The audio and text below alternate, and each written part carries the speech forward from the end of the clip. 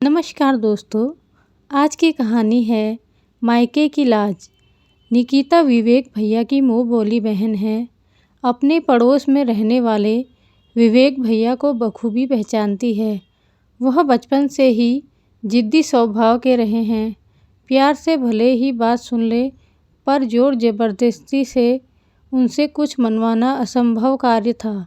सरकारी नौकरी लगते ही उनके लिए अच्छे घरों से रिश्ते आने लगे थे। ऐसे में उन्हें अपने ही शहर की लड़की करुणा पसंद आ गई।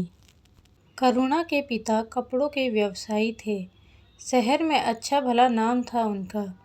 2 भाइयों की अकेली बहन करुणा परिवार की राज दुलारी थी। जब तक माता पिता जीवित रहे, खूब मानदान होता रहा और वह भी मायके के नाम पर वैसे ही इतराती रही जैसे उसकी पूछ मायके में कभी कम न होगी।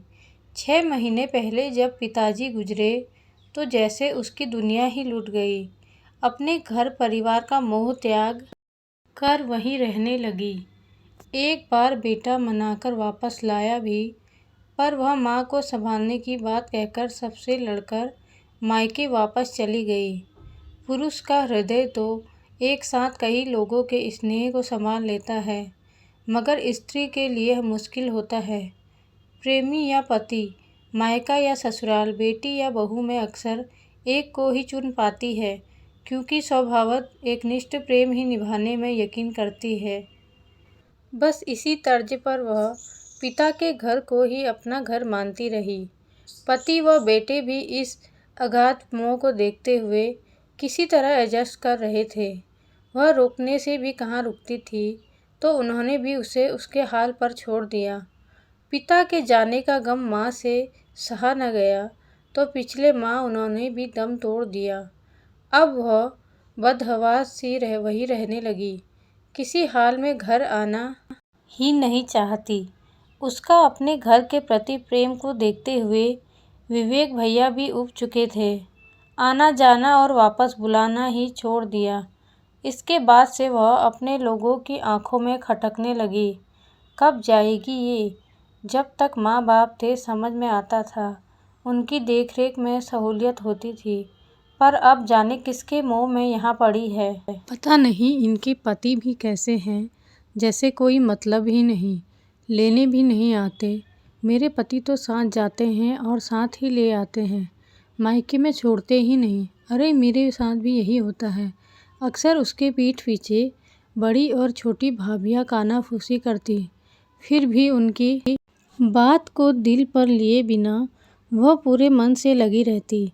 भाइयों भतीजों को उनके पसंद की चीज़ें बनाकर खिलाना, माँ की अलमारी खोलकर उनके कपड़े ठीक करना और उनके बिस्तर पर लेटना जैसे उसके शरीर में जान भरता था। उम्र भर का रिश्ता यूं ही कहाँ छूटता है, उसे छूटते छूटते पूरी उम्र निकल जाती है। बड़ी बहन होने के नाते दोनों भाई बहुत इज्जत करते थे। उसके खिलाफ कोई कुछ ना बोलता। शायद यही कारण था कि उसका मोह टूटता ही नहीं था। भाभियों का क्या था, उन्हें तो 24 घंटे वाली मुफ्त की नौकरानी मिल गई थी, जबकि पैसों के आगे भी काम संभालने वाले नसीब से मिलते हैं। यहाँ तो बिल्ली के भाग्य से सिंका टूटा था। सब भांप चुके थे कि ना तो वह ससुराल जा रही है और ना ही कोई बुलावा आ रहा है। अब वे जब तब घर के सारे काम करुणा पर छोड़कर बाहर जाने लगी। बच्चे भी स्कूल से आकर उससे ही खाना मांगते। उनकी माएँ कभी कुछ तो कभी कुछ और कहकर बाजार, सिनेमा या सहेलियों के पास चली जाती। जिस रोज़ कोई और कार्यक्रम न बनता तो दुकान पर जाकर अपने पतियों के कान भर आती।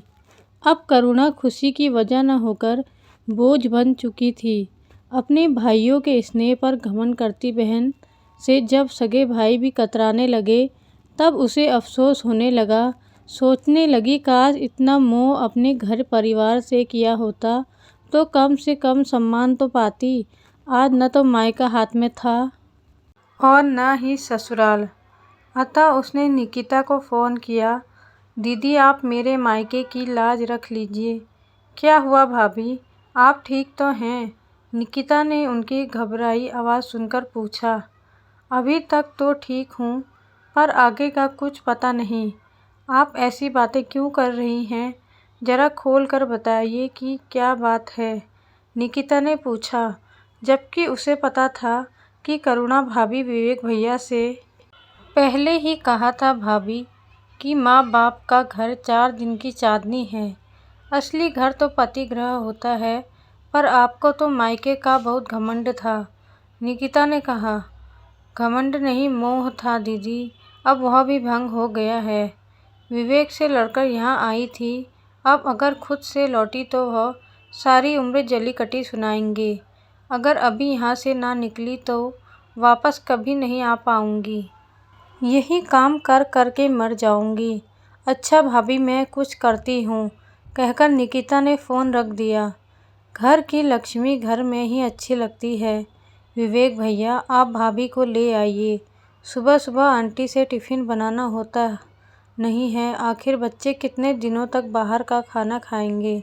उसने समझा बुझाकर विवेक भैया को करुणा भाभी को मायके से वापस लाने के लिए भेजा।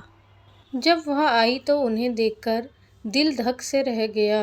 आंखें अंदर तक धंस गई थी, चेहरे की हड्डियां निकल आई थी, वजन 10 किलो तक कम हो गया था। ये आजकल की लड़कियां मायके बुहार लेंगी, मगर अपने घर की रानी बनकर रहना भी रास नहीं आता इन्हें। सास ने तंज मारा तो उनके पास न तो ताकत था और न ही पुराना वाला जोश की पलटवार करती।